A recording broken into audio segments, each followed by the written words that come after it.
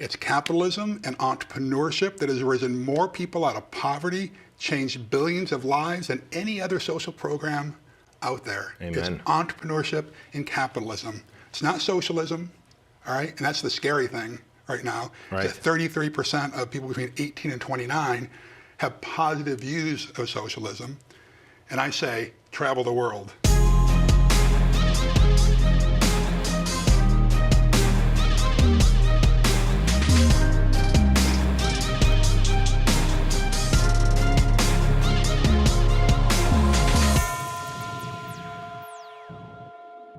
Hey friends, welcome to another episode of The Empire Show. My name is Bedros Keuilian, and this is an inside look. And today, you're in for a treat because we've got an amazing guest who I not only look up to because of his business acumen, but also because of the way he manages himself and shows up in this world. His name is Larry Broughton, author of Victory, 7 Revolutionary Strategies for Entrepreneurs, founder of the Broughton Hotels, and former Green Beret. Larry, welcome to the show. Hey, brother, how are you? Good to see you again. Thank you. So you and I met at our friend Mike Schneider's Kill House. Very fitting, considering the special operations service that you've done for our country, and thank you for your service. Yeah, it's a pleasure, thanks.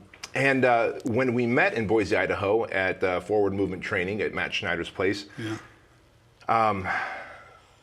our mutual friend, Troy McLean, connected us. And that was a special time for me, and I want to kind of start there.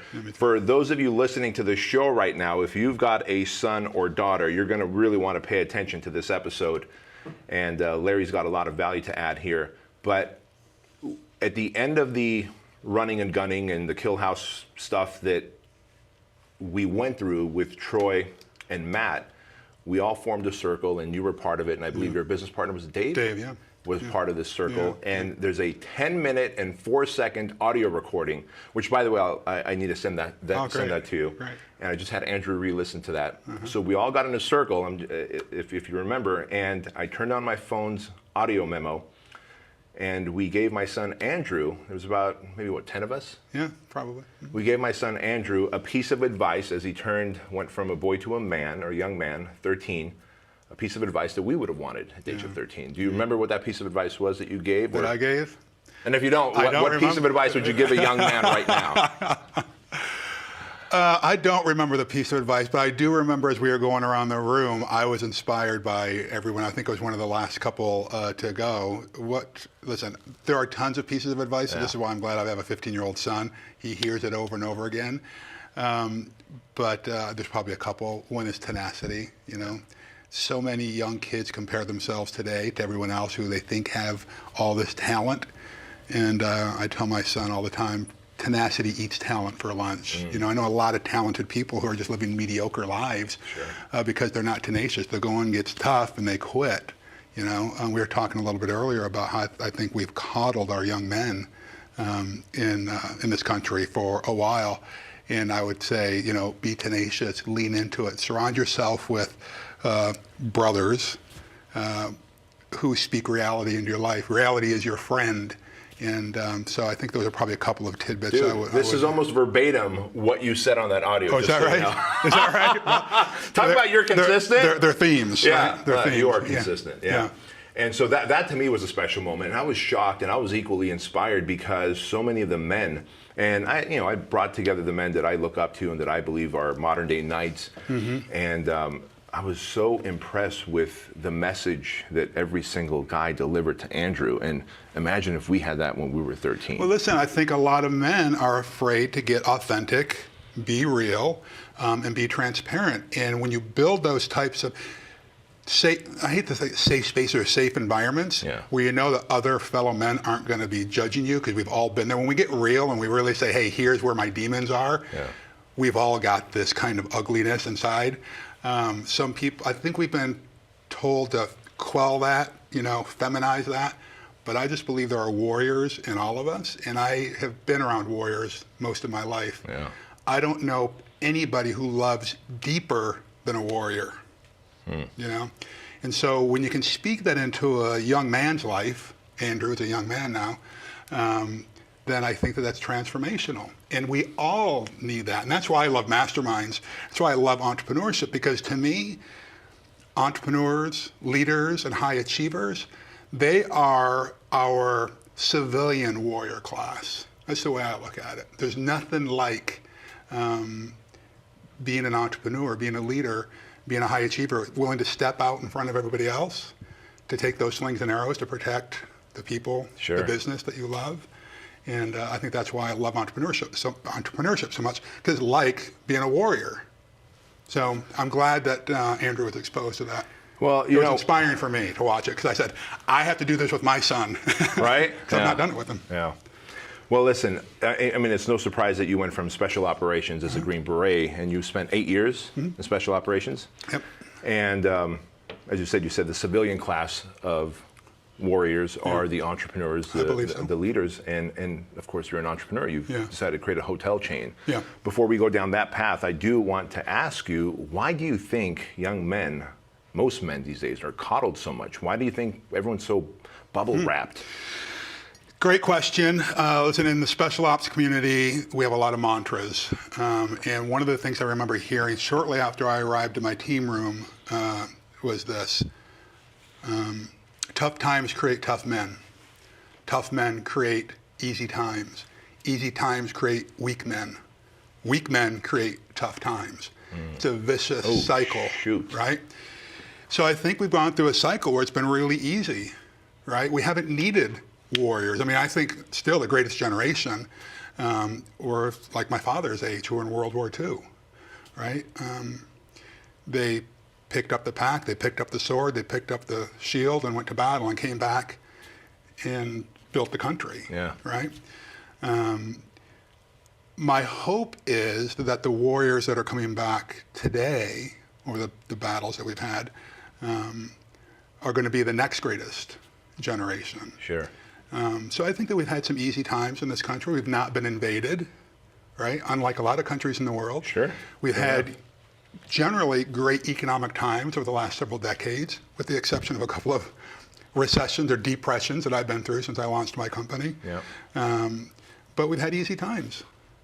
And easy times create weak men. Yeah. Oh, that's such a powerful statement. Yeah. Such a powerful statement. I guess it is cyclical. So, I mean, dude, I'm a forever optimist. Am I hearing you say that it just seems like there's a hopeless cause? It's just going to be cyclical like this? I don't think it's hopeless. That's the great thing about a cycle, right? Is that it comes back around. It will come back around. I think we can learn from our lessons, though. I mean, that's what scares me, is that we have a short memory in this country. Yeah. Maybe this is human nature. Maybe that's how we survive. I mean, they say that women have this way. They have a very painful childbirth, right? But they're willing to do it all over again. We have a way of numbing the pain or forgetting the pain that we go through. But we don't know history. I think that our education system has failed us.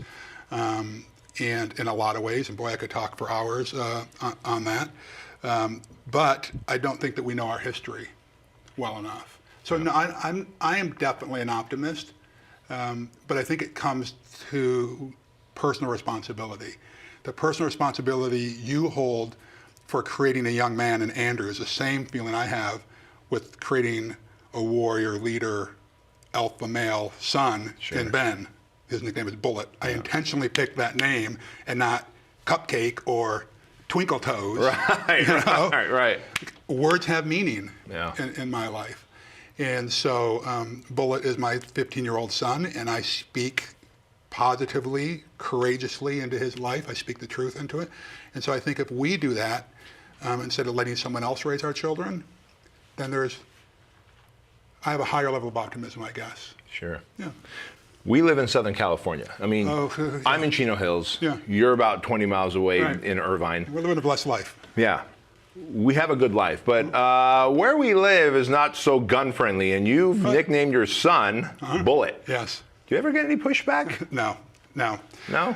But I'll tell you, he didn't want to be called Bullet around his friends for a while. Now, I mean, I am not ashamed. I have a CCW I carry.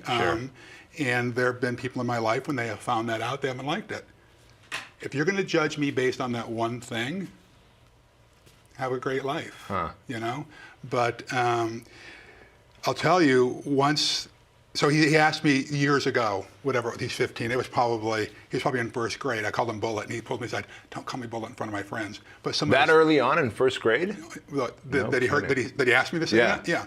Holy smokes. And so I asked why, all that kind of stuff. So he just didn't want me to do it. But then I started hearing some of his friends who heard me call him it, and he kind of piped up. He kind of liked it a little bit.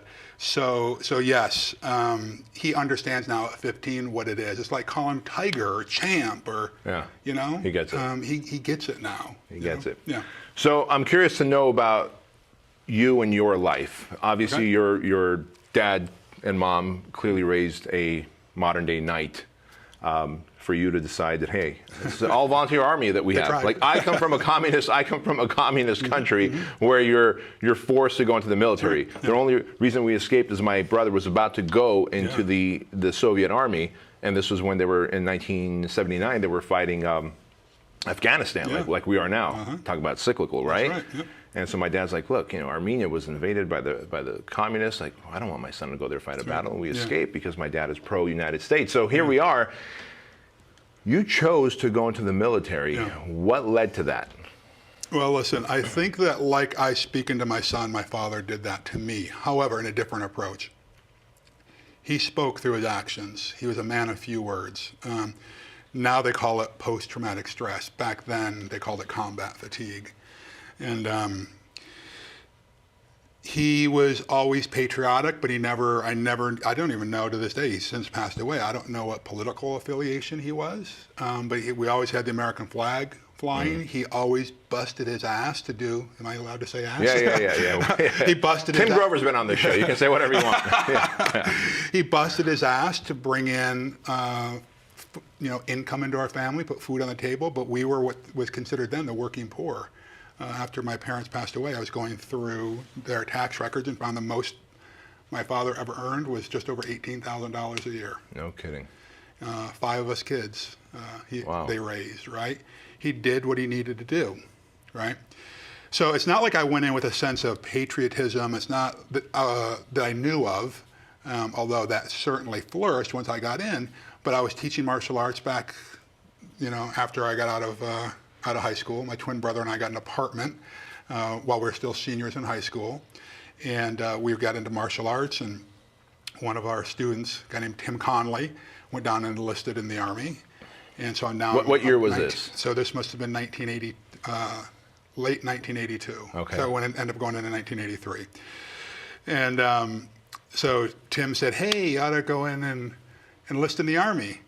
I was looking for an escape to get out of where I was for a lot of reasons that we can go into later if you want to. I needed to get out of this little podunk town where I was raised. And where was that?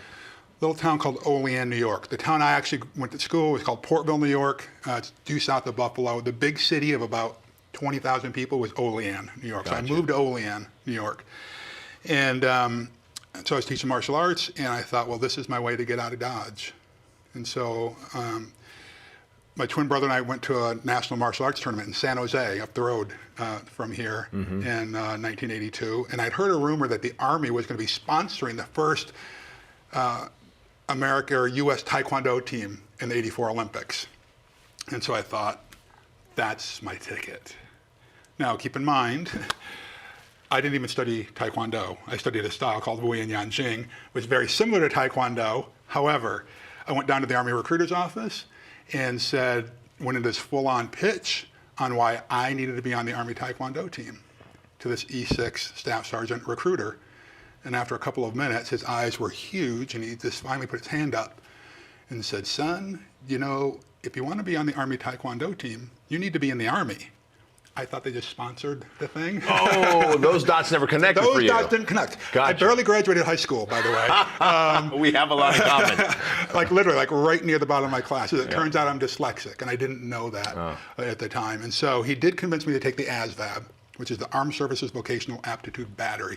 It's basically an IQ and aptitude test. So he convinced me to take it.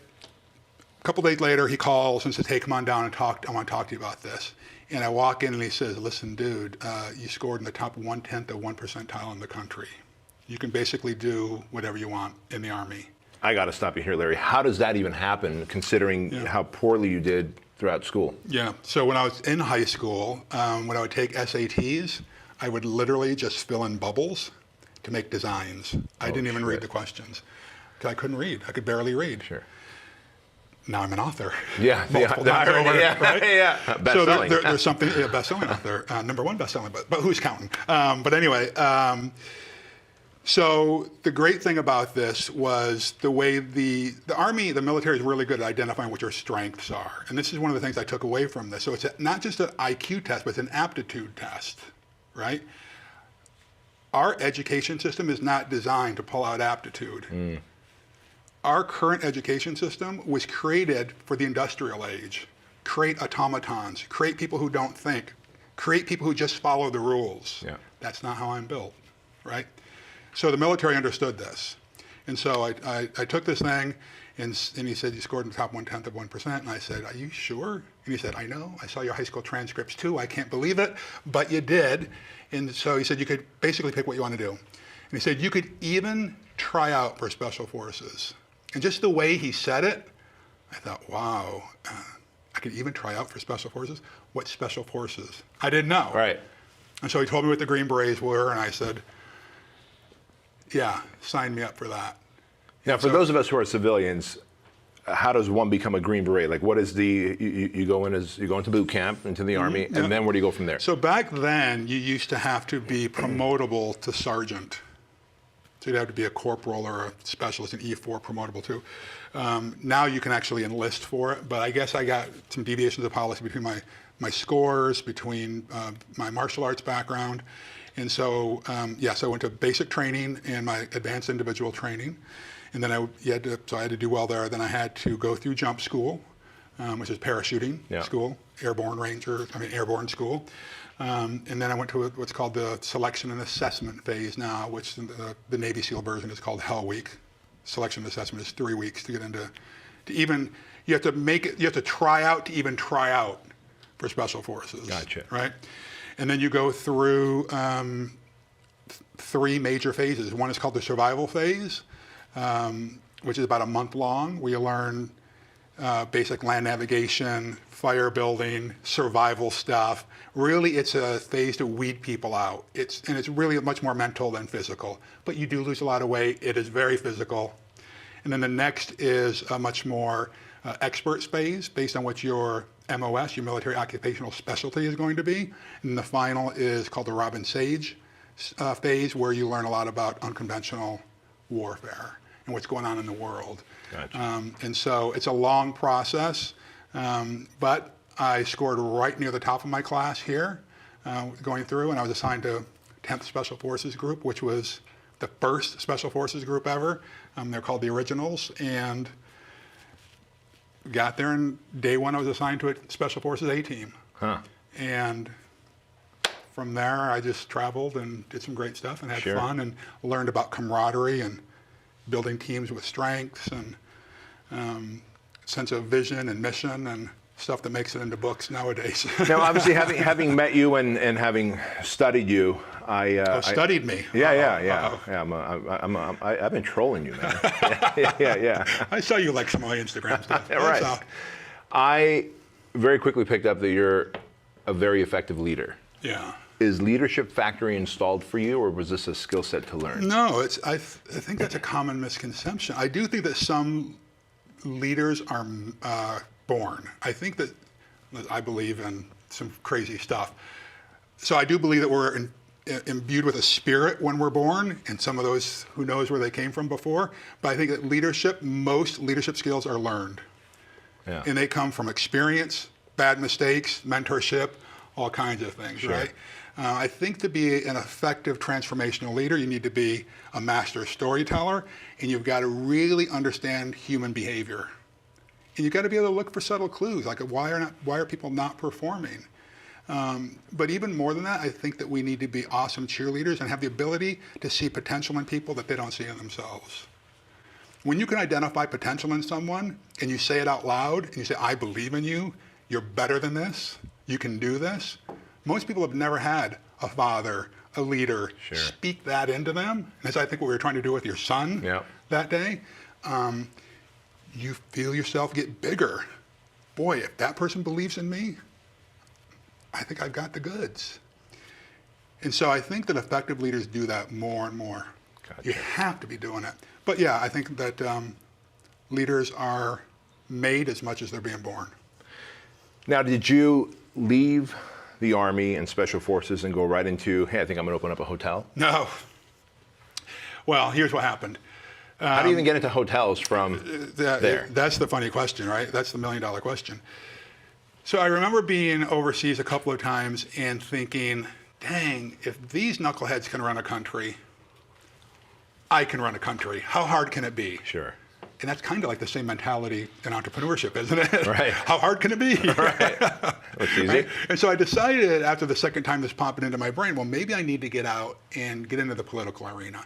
Maybe I need to go to college because clearly I'm smarter than I thought I was. I'm doing really well here. I've since learned how to read. I've learned a new language.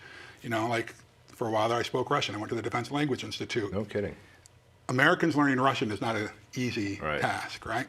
And so I had more confidence about my intellect at this point. I'd realized I have a really high IQ, so it was just a learning process. So I thought, well, maybe I'll go to college, study political science, go into the State Department, run for political office. Who knows? But be in the arena, as Teddy Roosevelt talks about. You know, be willing to be bloodied from time to time. And so I moved to San Francisco. Had some friends who were living there. Started going to school. My first job out of the military was as a night auditor at a little no-tell motel in San Francisco. For your little naive viewers, a no-tell motel is a pay-by-the-hour. Aha. Got it. Wink, wink. And what does a night auditor do? How many one-hour sessions we sold? Yes. My job was to keep the books. My job was to keep the books, collect the cash. But really, primary job number 2 was to keep the peace among the drug dealers and the pimps and the prostitutes. And those weren't just the people in the neighborhood, those were my coworkers. Gotcha. Literally. Special operations experience comes in handy. I was much bigger and more intimidating back then, and so that did come in handy. I wouldn't say fearless, but I had a lot more courage than most people, Sure. right? And so and the younger we are, the more courage we have. Yeah, exactly. Part of it is ignorance too. Right. Well, yes. But I made a whopping $5 an hour and was going to school during the during that time, with the intention of studying political science. Well, what I realized, I was working on different political campaigns on both sides of the aisle because I didn't really know where I fit. And as it turns out, I don't fit in either major party, as it turns out. But after being there for a few months, an investment group came in and bought this hotel with the intention of turning it around and turning it into this rock and roll hotel. Instead of this dive motel, turn it into upscale place that catered towards Red Hot Chili Peppers and Rolling Stones and Linda Ronstadt and all those types back then, right? And what I realized after that was, wow, there's really something to this. There's marketing, there's branding, there's team building, there's real estate, there's finance. There's all these things that keep me interested, right? Well, then Desert Storm broke out. And so I went back on active duty for for about a year, came back and went to speak to the guy the managing member who owned this hotel. And at this point, he had his third hotel he was putting in. My buddy and I, we went out and bought a Winnebago, and we were just going to move to Mexico and live on the beaches. Why not? For a couple of years. Bought 2 four-wheelers, and we were just going to rent those out on the beach. Yeah. And so I went to him and said, listen, I'm seeing a couple of years, going to Mexico. And he said, don't go. If you come back and work with me, then I'll make you a partner in the company, and we'll grow this darn thing. And I said, all right, give me 24 hours to think about it. And this was in the mid-90s now, right? Yeah. And this is early 90, 90 after Desert Storm. So 92, 93. And so I thought about it overnight and said, I still don't have a college degree. This is the best experience I could ever get. This is baptism by fire in the entrepreneurial space. And so I did, and over about a 14-year period, we picked up 14 hotels. And that's how I got into the hotel industry. But I realized after being there for a while that I just wasn't content. And that sucked. That sucked my lifeblood. Really? Okay. I'm guessing the pivot comes from there. Yeah. And what you shared there is something interesting. Who was the gentleman that said, don't go and instead come work with me and I'll turn you into a partner? What's his name? Chip Conley. So Chip Conley, interestingly, echoed what my friend Cameron Herold says all the time. Cameron Herold is the former COO of 1-800-GOT-JUNK. Yeah.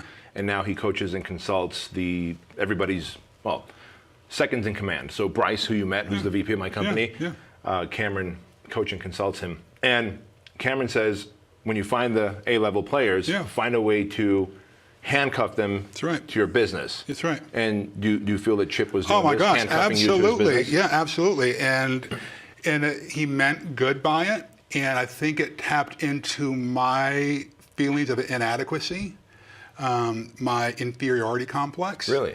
Yeah, because I felt like, oh my gosh, here's something, like on my good days back then, I would think I can take on the world. On my worst days, which I still have from time to time, I think, who am I to think that I can do this, right? The struggle is real every single day. I had a mentor once tell me that you're an egomaniac with an inferiority complex. Think about that. Yeah. You have somebody tell you that out of love, by the way. Sure. Because I mean, to be in the entrepreneurial space, you've got to believe that you can do it when everyone else around you is telling you you can't. Yeah. That takes a sense of egomaniaism, right? And then the inferiority complex is like, I know you a little bit. Like we're always looking over our shoulder. Like somebody's behind me. Yeah. And if I don't keep up, you know, or there's a sense of paranoia about it, right? That's it. We're messed up. We're messed up. I always say that I wake up every morning and I go, there's someone sitting in a basement somewhere with a giant marker board that says, how can I take over Fit Body Boot Camp? Yes. And I walk into the day with thinking that someone's trying to crush me and dominate our brand. That's absolutely right. Every day, and I feel the same way. But it was an opportunity in disguise because I learned a bunch about leadership while I was there, but it got to be the late 90s and it was just eating my soul. It was just eating me up because what I realized then, I finally had an epiphany. I went out and I got a mentor. I did what's called a life chart. And what we measured was, we talked about what's every success that you had in your life. And then we plotted out what's every failure you had in your life. And guess what? Every time I had a failure, I had a success that was bigger. Right? So I kept leapfrogging. Yeah. Failure, bigger success. Failure, bigger success. And so I had this epiphany that I was what I call a primary leader stuck in a secondary leadership role. I was never going to be CEO of that company. I was never going to be the primary leader, and it ate me up. And so I had to take a leap of faith, and back then I was married, and I went to my father-in-law, who I still have a good relationship with. I'm since divorced. Went to a lot of other people I trusted and said, hey, I'm thinking about leaving this. And everyone without exception said, are you crazy? You're the number 2 guy in the number 2 hotel company in the number 1 market in the world. And you're going to leave that? You're making all this money? It's safe. Why would you do that? And I said, well, you don't see my insides. I'm dying. I'm dying here. And so I talked to my wife at the time and left and started my own gig. So what happens? What happens when the people around us mean well? Like, obviously you said you went to people that you trusted. Yeah. Right? Yeah. And you're like, hey, and you went there obviously seeking some kind of counsel or advice. Yes. It wasn't just matter of factly, hey, guess what I'm going to do? No, I was seeking counsel. You were seeking counsel, and every single person, without exception, said, Larry, you're nuts. Yeah. Why? Yeah. Even in the face of that, first of all, why do you think the people closest to us do that? Because they love us and they don't want us hurt. They want to protect us. Basically, it's like, don't go in the deep waters. Stay out of the forest. Yeah. Oh, there's dragons out there past the horizon. When you're a warrior, that's what turns me on. Yeah. Bring it on. That's what I want. Yeah. Well, one of your fellow warriors who stood right there, my dear friend Jason Redman, a Purple Heart recipient, Navy SEAL, said, as warriors, you guys want to go and slap the dragon to see what you're made of. I love that. Right? Yeah. And so so even in the face of all that counsel and advice, you're like, F it, I'm doing this. You got to trust my gut. And so you pull the ripcord, you give your 2-week notice, I imagine, or whatever. Well, no, it was more like a 6-month notice. Sure, I guess you had such a critical role to give a 2-week notice would Yeah. suck. Yeah, so we hired a couple people and replaced them. I kept my position as partner in the company for several years after that, and kept my equity position in a couple of the hotels that I had. and launched out to start this. Now, moved to Santa Barbara first, bought a couple of coffee shops, bought a restaurant, and then had some of my former investors come to me and say, hey, we're really disappointed you left your former company. If you ever want to do a hotel again, we'd be glad to invest with you. There's a story there, right? When you pursue excellence in everything you do, people are watching. You know, if you do things so well, you don't need, I call it setting out the honeypot. When you are the honeypot, when you are pursue excellence in everything, people will come to you. But mediocrity is so safe, right? And people can't figure out, like, why do I have to go out and ask for money all the time? So anyway, so I put my first hotel into escrow in November of 2000, closed escrow January of 2001. I don't know if you remember 2001 for your viewers who don't. Holy smokes. Yeah. Just a few months later. Well, dot-com bomb, national and global recession. Most people aren't going to remember this, but SARS, which is the avian flu. Well, why is that important? Well, because a third of the travelers to San Francisco at the time, where all of my investments were coming from, all my distributions, were from Asia, and so that business has dried up. They were being quarantined. That's right. I remember that. That's right. And so we lost about 45% value in all of our hotels up in San Francisco at the time. And so I went from getting distribution checks to actually having to write capital call checks to fund mortgages and payroll. Got to the point where I had about $84 in the bank. Sold our place, moved into a townhouse. My wife was pregnant at the time. Ultimately, near the end of that year, I had a several-month-old baby, and 9/11 happens, and that was just kind of the kiss of death. We had just opened up 2 hotels the week before, and things were not going well. It was really, really bad, and I was acting out in really bad ways. And finally, in early December, when I couldn't make payroll, I was putting things on credit cards, not telling my wife how bad the financial condition was. She left. She took my daughter and left for a few days. December of 2001. Yeah, and she said, when you get your shit together, call me. You're better than this.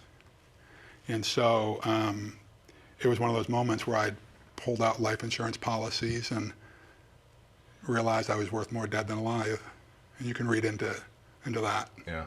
I was on the edge. I was on the edge. And something pulled me back, and I know what it is, but something pulled me back, and finally I said, holy shit, Larry, you're starting to believe your own press. You know, you're not that good. You know, you need wise counsel around you. It was the first time in my life in several years I didn't have a mentor. I wasn't in a mastermind. I felt like, oh, I can do this. I don't need all these other people. How old were you then? Well, it was 2001. I'm 57 now, so whatever the math is. I'm horrible at Yeah. that. Yeah. Yeah. I'll get my calculator while you Yeah, talk. so 17 years ago, I was 40. Dude, 40. 40. Check this out. I figured out, so I wrote my book, Man Up, at the... Which is a great book, by the way. Thank you so much. At the age of 37, Yeah. I had an anxiety attack so big, I thought I was having a heart attack. Yeah. For the next year and a half, I had massive anxiety attacks. Then another friend of mine started having anxiety attacks as he turned 38. And another friend of mine, as he started to turn 36, 37, he started getting these issues. Yeah. Between 37 and 40, 41, entrepreneurs go through this, almost this trial by fire. Yeah. It's almost this acid test. Is, are you going to make it, eat a bullet, or go back to being a civilian employee? That's right. And there's nothing wrong with that, but I really want to just pause on this moment for a second because, dude, you were taking on massive debt. Yeah. Dot-com bubble, SARS. No one's writing you checks anymore. No. You're... Banks aren't returning calls except to say, Right. buck up. Yeah, you owe us. Wife's leaving. Like, this is what happens. Entrepreneurs suffer in silence. And I want to talk about this, Larry, because on social media, it's so easy to go and hit that little drop-down menu that says, Instagram, I'm an entrepreneur, and start flashing as though you're an entrepreneur. But this is what an entrepreneur goes through. And whether it's a hotel or it's franchising, it's a media company, it doesn't matter. Folks, this is what you're in for if you plan on being an entrepreneur. The dragon will come, the bear will come, it will breathe fire, it will slash at you. That's right. You just don't know when, but I figured it's right in that stage of 37 to 42, I've noticed. I think for a lot of us it is. I think in particularly men, because we do suffer in silence, I think, more than women do. Sure. But it is you must have a warrior mentality if you're going to survive in the entrepreneurial arena. This is why mental toughness is so critical for I entrepreneurs. talk about it all the time. Yeah. Absolutely. I've been doing running masterminds and coaching people for well over a decade, and we spend more time on this part of it, on the mental toughness part, on proper communication, on self-care, as we do on reading balance sheets and putting together exit strategies. Yeah. So it was a tough time, but I realized my best efforts got me there on my knees on my bedroom floor in tears. If this is the best I got to do something different. And so back then we had Rolodexes, and so I went to my Rolodex and just started calling people and saying, listen, I am embarrassed to even say this, but I am so in the weeds, I don't even know what to do. Can you help?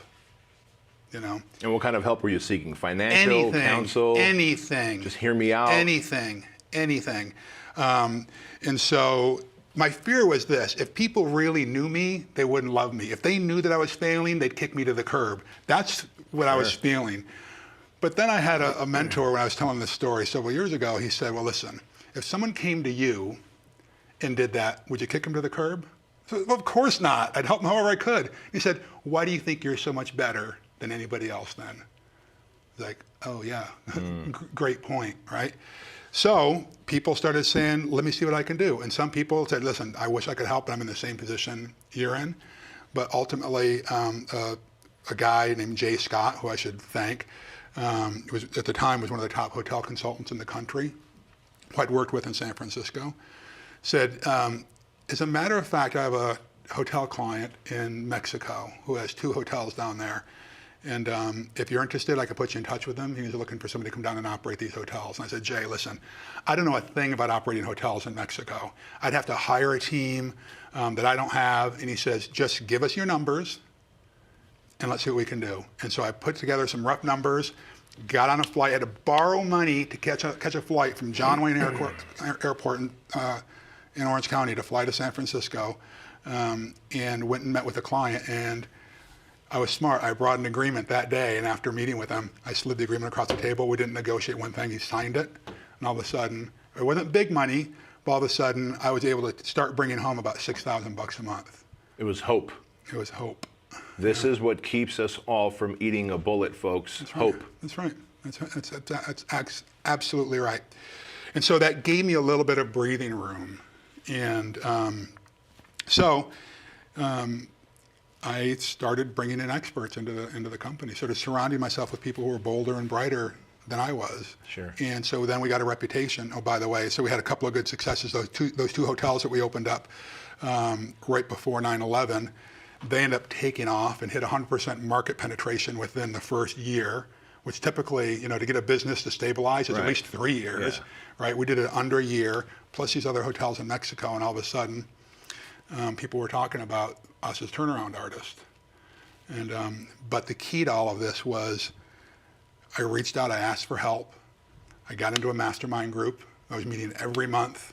Being held accountable. Being held accountable. These guys kicked my butt month after month, right? And there were months like where I'd say, I don't want to even face these guys again. And as soon as I got there, I knew this is exactly where I need to be today. Yeah. I mean, how often do we have that? We're going to go with our mastermind. Oh, I've got other things to do. I could be making sales calls, or I could, whatever the excuse is, right? So anyway, so that was about 16 or 17 years ago, and it's been up and down since. We just got through another great depression, and that was a tough time as well. But anyway, it's been Let me ask you challenges. something. Sure. What pulled you back? The wife was gone, took your daughter. Mm-hmm. You're in massive debt. Mm-hmm. You realize after you look at your life insurance that I'm worth more dead than alive. Yeah. You said something brought me back, pulled me back from. Yeah. I don't know how airy-fairy we want to get on this, but as airy-fairy as you want. Memories of my daughter, like I could see the movie playing of missed graduations. I'm going to get emotional here. Getting married, her having children, that kind of thing. Knowing that I'd really be letting down my wife. So I was going through that, and then I started hearing this loud surrender. Somebody was yelling surrender. Okay? Now I thought it was a neighbor or something else at first, and then it caught my attention, and it was in my head. I was hearing surrender in my head. Now keep this in mind. This is a former black belt, former Green Beret hearing surrender. That doesn't compute with a kid, you know? And so I fought it, you know? I'm not surrendering. Fuck you. Get out of my head. And it started getting softer and softer and softer. But as the first few times I heard it, the more I heard it, the more relaxed I became. The first couple of times I fought against it, you know? But the more I heard it, I started to relax a little bit. And the softer it got, then I started to panic. I want that safety back.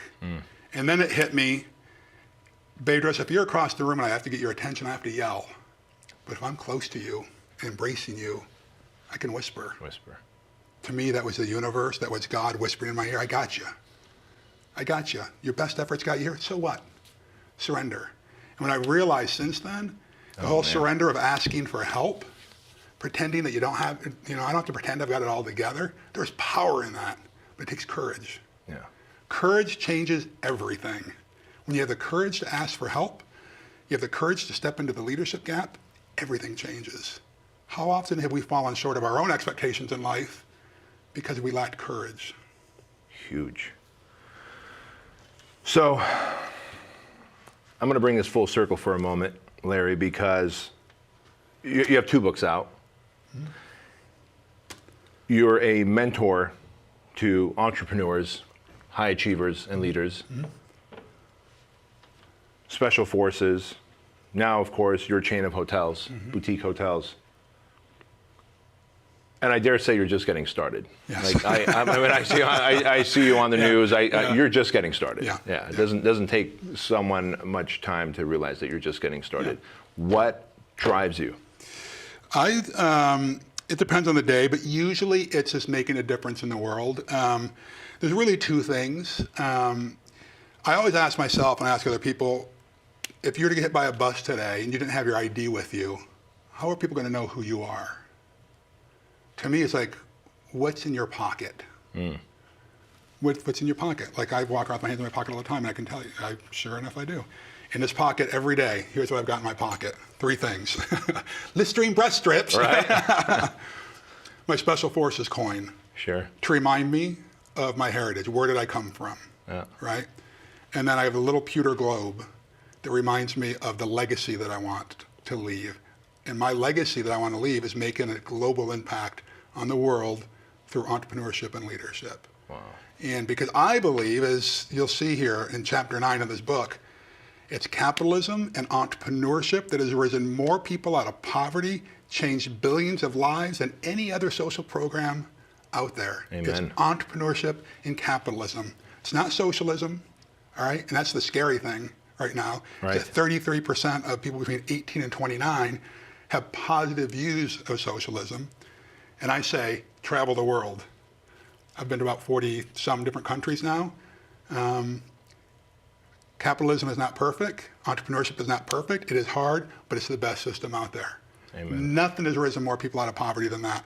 You know, I think these numbers are right. Since 1970, the amount of people living below the poverty line, which is the equivalent of $1 or less a day, has been lowered by 80% due to capitalism, free market, and entrepreneurship. That's huge. So that's my mission in life, to touch people through entrepreneurship and leadership. The government's not going to save our bacon. The university system is not going to save our bacon. It's entrepreneurship. Speaking of university system, yesterday I put up a post. Someone sent me a private message and said, hey, Bedros, that I shoot you a message and say, what do you think about going to college? And I said, it's archaic, it's a waste of time. Don't bother unless you're going to get a specialty education, like a doctor, lawyer, architect, whatever. Totally agree. Are you on the same page with that? Totally agree. I don't care if my kids go to college. Now, my daughter, she is going to be going to college next year, but up until about 6 months ago, we didn't think she was going to go to college. Listen, I know that my kids, just by being around me, have an entrepreneurial spirit. They see what that warrior mentality is. I know that they're going to be leaders, and no matter what they do, they've both been in their leadership teams at school, like my daughter, who's a senior. for the last 8 years has been on the leadership team at the school. My son, who's in 8th grade, been on it for 4 years, is already going to be on the leadership team at its high school. So people are begging for leaders. We have this leadership gap. So, and I can help them in that area. I think that entrepreneurship's the way to go. We're in this relationship economy. We don't have to go in and, God bless his soul, my father was a machine operator for most of his life after he got out of the Marine Corps in World War II. And all day long, he just worked at a press doing this. And a stamp would come down and cut the metal and it'd go and do it again. That's death. That is. To me. That is. No different than prison. No different than prison. Right? Well, they do a lot of this stuff in prisons nowadays, right? So I do think, though, that there are some schools that are mixing it up a little bit. They are teaching entrepreneurship at a lot of the universities, but I agree with you. Listen, high-paid jobs in the future are going to be in the trades, right? And if there's a trade that needs to be done, there's a business that needs to support that trade. Right. So whether you are, I don't call them employees in our company, we call them team members, because I believe that's what we call them here. Right. I believe that words have meaning, right? And so if there is a business, there will be team members supporting that. I should just say the reason we call them team members is that if I call them employees, they're going to show up like employees. The payday boss, right? That kind of thing. Thank God it's Friday. If I call them team members, I expect them to act like team members, which means that we're all in this together, right? We don't call the people who pay our bills, who we do transactions with, we don't call them customers. Customers are transactional. We call them clients, right? Because clients are under your protection. They're under our protection, and it's a relationship, right? The people that check our guests in at our hotels, we don't call them clerks. We don't call them agents. I don't want to be clerked or agented. We call them host. Why? Because I want to be hosted. Sure. We don't call the people that work behind the scenes, we don't call them the back of the house. We call it the heart of the house. Words have meaning. And I think that when you build a culture around that, and that's good for all of our listeners to do, right? Like go through and just think, if you're called this day in, day out, how would you feel? Is there a little spin you can put on it? Just that changes the culture. Words have meaning. Words have meaning. So anyway, the education system, I think, is, for the most part, flawed, given where we are in today's economy. Should everyone pursue entrepreneurship? No. Is it for everyone? No. It will eat you alive. How does someone know if it's for them or not? Try Because, it. look, man, Gary Vee, you, Andy Frisella, Ed Milet, everyone's an entrepreneur. They're living the life, man. No, they're not. No, there are a lot of entrepreneurs out there. They want the lifestyle, but they don't want the work. If you like getting So what is the beat up- test I take to realize if I should be an entrepreneur or not, says the young man or woman watching this? I don't know if there's a test, I think, except to try it. I think that's a great thing about online businesses nowadays. You can start small. Yeah, I'm a big believer, start small, dream big, move fast, right? And so you can start small. Like I knew that I had the bug at a young age. As I reflect back, I was the kid that would buy the pack of gum for whatever it was, break it up and sell the sticks of gum for more than the combined cost of the pack of gum. I didn't know that that was entrepreneurship back then, but that's what it was, right? So you just try it, I think. Is there a test? Listen, I'm a big believer in the Kolbe A index, Kolbe A index, and it measures you on 4 different modes from a conative perspective, not cognitive, but the conative brain. How do you reflexively reply to stimuli? Are you a high fact finder? Are you a follow through systems person? Are you a risk taker? I'm a very high risk taker. Are you what they call an implementer? How do you deal with things spatially? That's important. I believe in taking the Gallup Strength Finders test to identify what your strengths are. Because if you don't know what your strengths are, the truth is entrepreneurs don't survive by themselves. The lone wolf myth of entrepreneurship is just that. It's a great romance novel. It's a great movie, but it's not reality in the entrepreneurship space. And so if you know what your strengths are, and you only focus on your strengths, Bedros, but you build a team around you whose strengths augment your weaknesses, then everyone, when they're performing in their strengths, morale is up, productivity is up. That's why Special Forces A teams are arguably the most elite units out there, because we all work in our strengths. On the Special Forces A teams, there's 12 guys. you're in business. If you were to put 12 type A, hard-charging, alpha males, highly intelligent guys in one room, what do you usually get?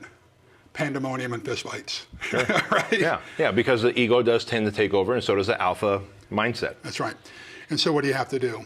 You have to make sure that people are working in their strengths, and not only do I understand my strengths, but I understand everyone else's strengths around me. We're not competing against each other, but it's collaborative success. And they are all subscribed to the same mission. Yeah. And when you can get those people to subscribe to the mission, subordinate their own agenda to the success of the mission, that's where the beauty comes in, right? I've got a friend named Rob Schaefer, who's former Green Beret as well, who said to me the other day, he said, you've heard the saying, it's like herding cats. He said, when you're dealing with Green Berets, it's like herding lions. Ooh, right? Good way to put it. Yeah, you ever see a pack of lions or a pride of lions hunt? When they're successful, it's like poetry in motion. Yeah. Right? Yeah. So that's the entrepreneurial lifestyle. Do you have that warrior spirit in you? Now that doesn't mean just because it's never been tested before that it's not there. That's why I say dream big, but start small. Just start small. You can start a business just buying products and selling them on Amazon or eBay or whatever it is. Right. Do you have the goods? And you learn that way. You learn about supply chain and accounts payable and balance sheets and all those kind of things. But if you really stuff that people don't Instagram about. Yeah, the stuff that Which is the things that run our businesses. The non-sexy stuff. Yeah, I would just say beware of those guys that when you see them in their car with their watch, showing stacks of money in the car, those aren't your mentors. Those are not your mentors. It's got to be people, I think, like you and me, who speak the truth, who speak honestly, who say, this is going to be a grind. This is going to be the hardest thing that you're ever going to do, right? Yep. But man, I wouldn't trade it for the world. I've got a buddy of mine, Larry Yatch, who used to be, and you can Google him, former Navy SEAL. Larry Yatch was in this mastermind that I did with a bunch of military entrepreneurs probably 8 years ago. And we do this thing called hot seats, where we bring everybody up and they get to share their biggest challenge, opportunity, or idea. And then we brainstorm that challenge, opportunity, or idea to help them get a breakthrough. And so Larry comes up to the front of the room, and everybody knew Larry's story. And so he says, listen, before I give you my biggest challenge, opportunity, or idea, I want to share with you the scariest, most difficult thing I've ever done in my life. And everybody did what you just did. This is a Navy SEAL going to tell us a killer story. Right, that's what I was thinking. He said, the scariest, most difficult thing I've ever done was to start and run my own business. Yeah. Listen, if you got Navy SEALs and Green Berets and Bedros Keuilian say, this is the scariest, most difficult thing I've ever done in my life, believe it. It is. But you have to surround yourself with people who are bolder and brighter than you are. This is one of the things I love about you. Not only are you an amazing business person who's growing your business by leaps and bounds. We have over 800 probably 800, franchises yeah. at this point. You're creating warriors and entrepreneurs by running masterminds for these people, helping them becoming better versions of themselves, not just people, but better business people. The entrepreneurial muscle doesn't get stronger by just letting it atrophy. You've got to stretch it. Yeah. You've got to work it. Well said. Well said. It's funny, we have our Fit Body Bootcamp University once a quarter for new franchisees who come on board. And the very first thing I say during this 4-day intensive training, because they want to know, how do I run my Fit Body Bootcamp gym, right? Yeah. And I say, surprise, folks, we fooled you.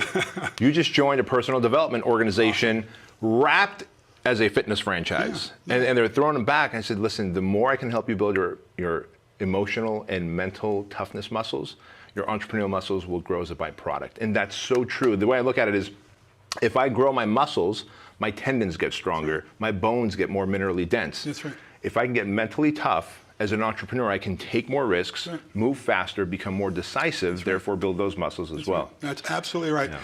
I have a similar saying that I tell people all the time. If you want to do great things, you've got to be a great person. I know a lot of quasi-successful entrepreneurs who grind down their team members, they're jerks, they lack integrity, right? But they're not building legacy, right? When you become a great person, great things happen, right? And so I love that you're developing your team members. And another thing that I try to convince people to do that are kind of on this entrepreneurial journey, and it's kind of counterintuitive to the personal guru and development space, is I say, whatever you do, stop seeking success. Stop seeking success. if you pursue success for the sake of success, it will leave you empty, it will leave you hollow, and it will drive your life right off a cliff. Instead, what I want people to do is to seek a life of significance. Serve your community, serve your family, serve your team members. Live a life of significance in your place of worship, if that's your bag. But is that your bag? I'm curious.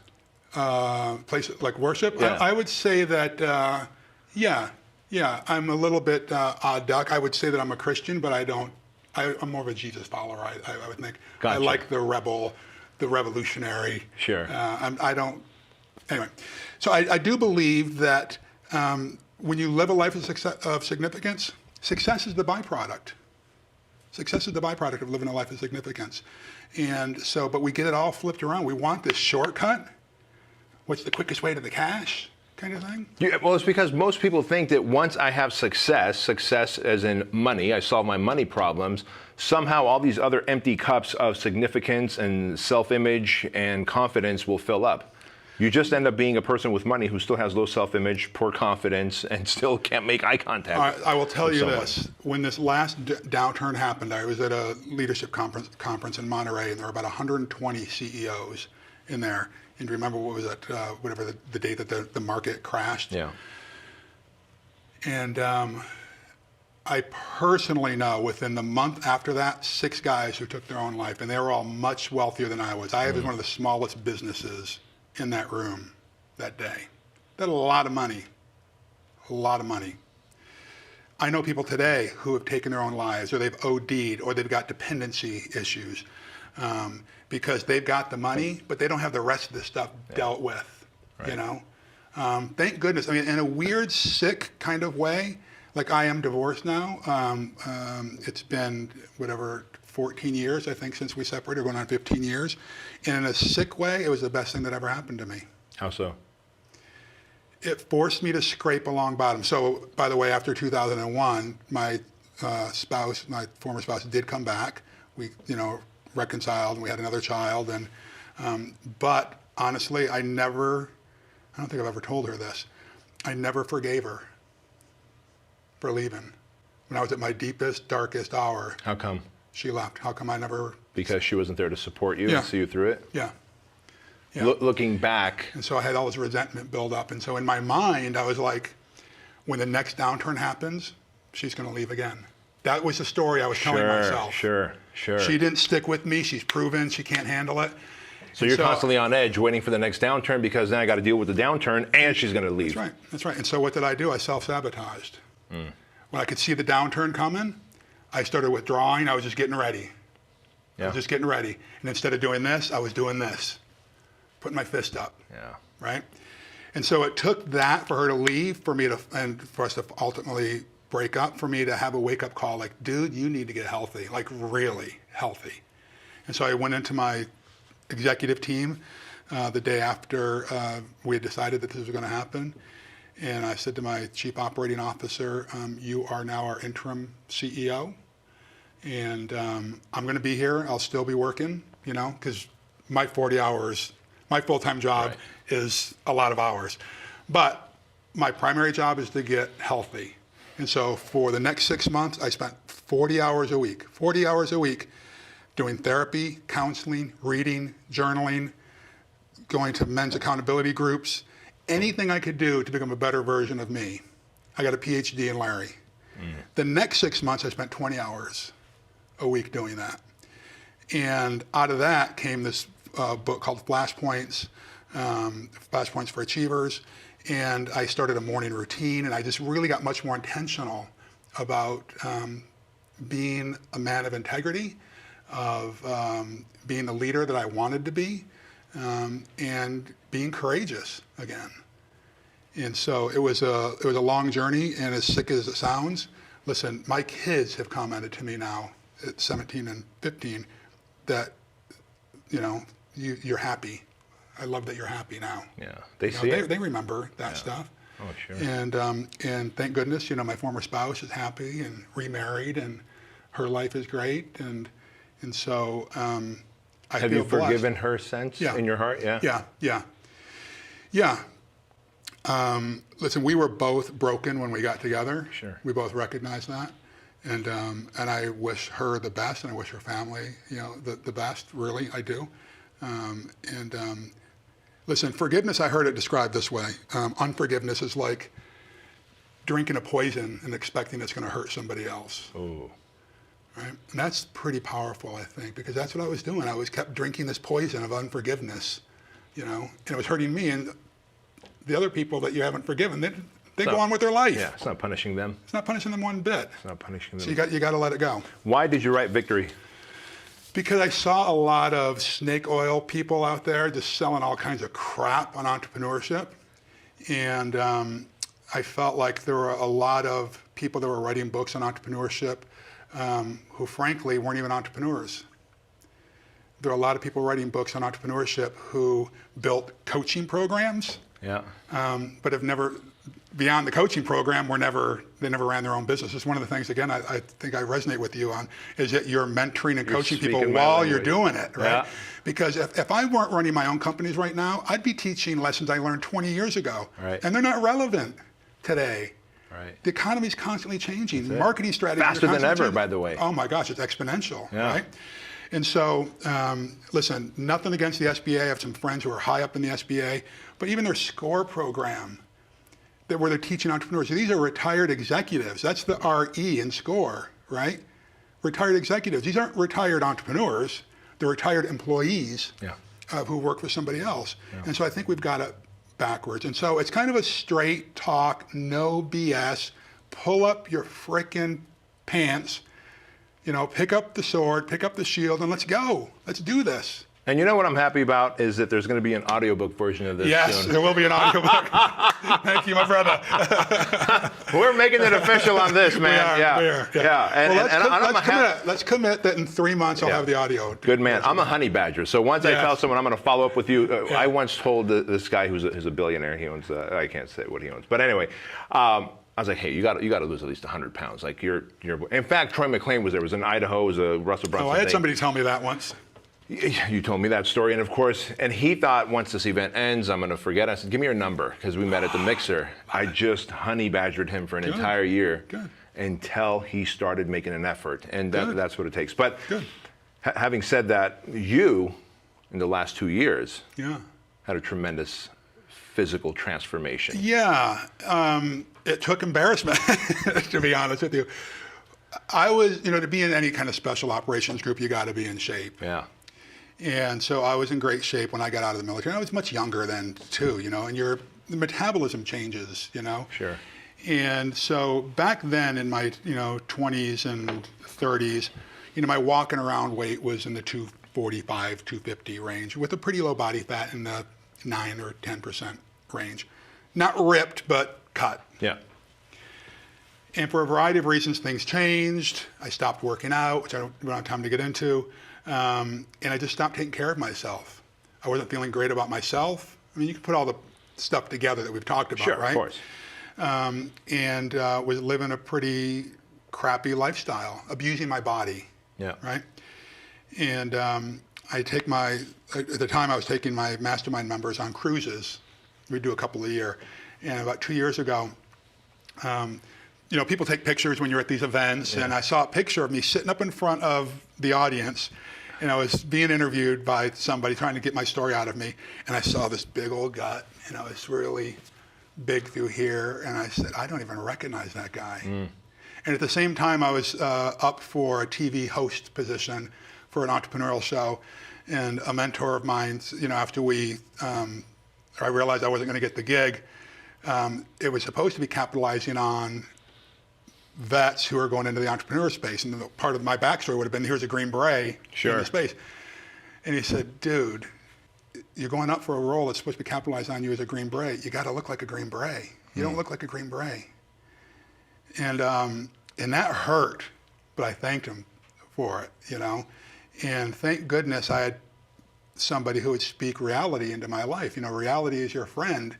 And too often we have friends around us who will just tell us what they think we want to hear instead of telling us the truth. And I will tell you this, I will take the ugly truth over, beautiful lies any day of the week. right? enough. And so between that and the picture, I said, I've got to get back in shape. And so it's been a journey. I probably dropped 45 pounds. And what did you change to do that? I mean, you Just about said everything. you're 57 years old. 57. I know at 44, my metabolism is not the same. My body doesn't respond the same at 34. No. So simple things. Yeah. And I've tried a bunch of different things. But what's really worked is I park as far away from where I'm going as possible. I get steps in. I just get movement. I've got a friend who's just said, listen, at your age, to get back in shape, just get movement. Just get moving, And so, like today, even though my office is on the 3rd floor of an office building, it's a 12-story building, I walk to the top of the stairs and then come back down to my office. Simple things like that. I cut out processed sugars and simple carbs. Just got them out of my diet. I have a pretty high protein diet. I wouldn't say I'm on a carnivore diet, but I do eat a lot of protein. Yeah. And I'm never tired. I sleep less. I'm never hungry. Oh, by the way, what about your mental clarity since you cut the sugars? Oh my gosh. When I wake up in the morning, boom, I'm up. Yeah. Like I've got to fight to stay in bed after 5 o'clock in the morning. My mental clarity is there. It's a poison. Processed sugar is a poison, I think. Yeah, it is. And as addictive as cocaine, by the way. Absolutely. So I do that. I do a bunch of supplements in the morning. I do super greens and I do super reds. And so I'm getting the right vitamins and minerals in my body. So that, listen, just from my protein shake in the morning and my super greens and super reds, I could survive on that nutritionally. Sure. I'm not going to be happy about it. Yeah. But I splurge once in a while. I mean, I don't go overboard. I don't binge. But, if like once a week I want to have a dessert, I'll have a dessert. But that's what works for me. And what I would just encourage people, particularly when you get up there in age like I am, don't punish yourself. Just make some modest changes. For me, the way I work, though, I've got to see rapid change. And so when I first did this, I fasted. Oh, really? I did, because I needed to see a change fast. Yeah. Well, you're type A driven. Exactly. All right. But then I neutralized it, and I've been pretty steady at this weight for a long time. So what does your workout routine look like? Right now, I usually just do body weight stuff. I do some curls, I do some tricep stuff, but push-ups, planks, butterfly kicks, just movement. All right. So folks, pay attention to this because here's a man who's super busy, and you're going to come out and tell me that you're busy, you don't have time to go to the gym. I'm guessing you're not going to the gym to do body weight stuff. You probably do it whatever hotel you happen to be in when you're traveling or at home or in your office, right? Exactly. Yeah. And my thing was, I've tried using that excuse with people, like I'm too busy. But I think just as important is my morning routine. So now my physical routine is like part of my morning routine. And I do all of this in under 12 minutes. 7 minutes of it is, so I get up in the morning, go to the bathroom, don't check email, don't get on social media, don't even look at a computer. But I do positive affirmations, readings, some journaling, and that takes about 7 minutes. And then I do some physical stuff. I might do burpees, which I hate, but I love. Fucking hate burpees. Yeah, but it gets my heart rate up really quickly. Yeah. Right? You want to hear a fun story? Yes. So I got these weird little, well, anyone who's type A obsessed, driven will appreciate this. You'll appreciate this. I hate burpees, and I'm a personal trainer, obviously, by trade, and I was a fat kid, which is why I became a personal trainer. I hate burpees so much that I said, I'm going to stay in shape without burpees the rest of my life. But so that I never have to do burpees, I'm going to do 100 burpees straight, the real way, like push up, jump up in the air, like get airborne. So, and I did it in like some record-breaking time for me. Yeah. This was like 2 years ago, and I gave myself the hall pass I did 100 burpees straight. There was a puddle of sweat on the floor. I said, I never have to do burpees again. Yeah. And ironically, I haven't done it. So when I go to a group workout program or something, and they're doing burpees, I'll just stand around and do some jumping jacks or whatever. Right. But the point is, whether you're doing burpees, et cetera, just move your freaking body, clean up your diet, remove the sugar, have a morning routine. Listen, even if I just do, here's what I've realized. For me, and this has to do with everything in life, it's not the intensity that brings success, it's the consistency that brings success. And that's whether it's in business, health, relationships. If I just come home and I haven't, touched my wife for months, then all of a sudden I want to come and make love with her, that's not going to fix the relationship. It's going to be the small little things, right? And the same thing in business, and the same thing when it comes to your health. It's the small things done consistently. So even when I hate it and I don't want to do it, I might do 10 jumping jacks and 5 push-ups, and at least I did something. Yeah. Did something. So consistency, not intensity. Amen. So Larry, as you mentor people and obviously and grow your organization and teach people in your masterminds through the trials and tribulations and challenges that you go through in your business and the big breakthroughs that you've had, if people want to learn more from you, be able to get exposed to your knowledge, content, wisdom, where do they reach out to you at? Listen, so on all the social media platforms, it's Larry Broughton. Instagram is kind of where I hang out the most. Are you liking Instagram? I hate them all. It's a love-hate relationship, I guess. I like Instagram better than all the others, you know. But I do like Instagram better than Facebook and Twitter and all that kind of stuff. People seem to be kinder and more receptive there for me in the messages that I put out there. So that's my favorite of all of them. But my personal website is larrybroughton.me. That's .me, M-E. And I've got stuff on the links to the hotel company and to my books and to my speaking stuff and to my mastermind programs. But if somebody's looking for a coaching program, just go there. That's the best thing. LarryBroughton.me or just on all the social media. That's awesome. Well, listen, man, thank you for sharing your knowledge, your wisdom, your experiences, and being so open and honest, transparent about it. Folks, if you're watching this episode, you got a lot of value out of it, or you're listening to this episode on any of your favorite podcast platforms, please do me a favor, leave us a 5-star review, give us the comments, be sure to take a screenshot, share it on social media, and above all, go dominate your day. Take care. Hey, thanks so much for being here for today's Empire Podcast Show. We would love for you to do a quick little favor for us. Just go to iTunes and give us a 5-star rating, leave a comment, share it with your friends, and if you're interested in growing your business faster, go to bedroskeuilian.com/empire, fill out the application to see if you're a good fit for our Empire Mastermind Group.